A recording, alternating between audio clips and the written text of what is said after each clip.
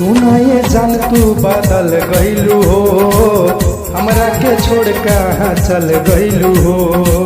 मानू ना हमर मनवा के बतिया, रहे से कहाँ बदल गईलू हो।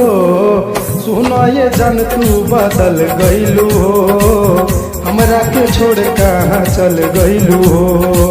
सुना ये जान तू बदल गईलू हो, हमरा के छोड़ कहाँ चल गईलू हो।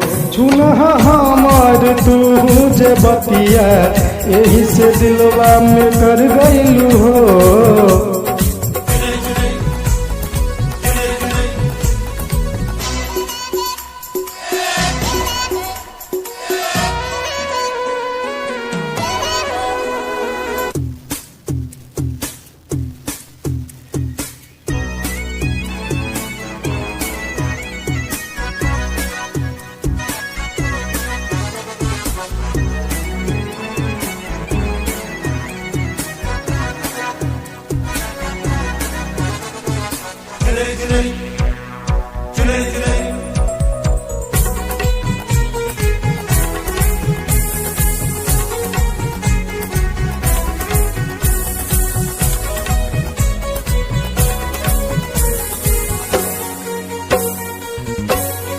कैसन प्यार तोहरा से हम जान गइलू धोखा, समझ न पैली तोहके हम जान गइलू भरोसा।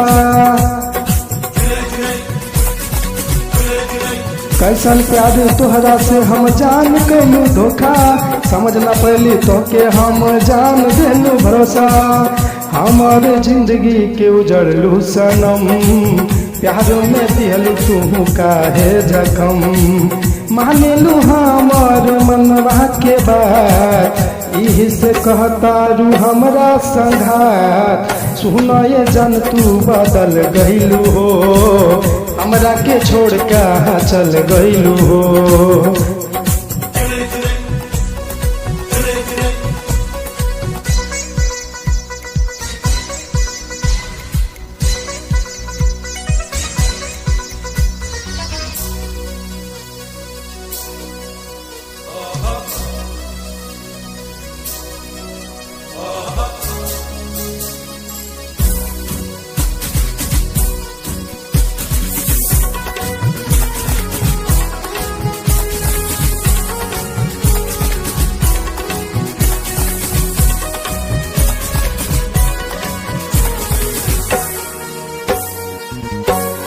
कहेला चंदन जानू तोहके काहे छोड़ी गईलू, है देख रविंदर संगे ऐसन धोखा कैलू।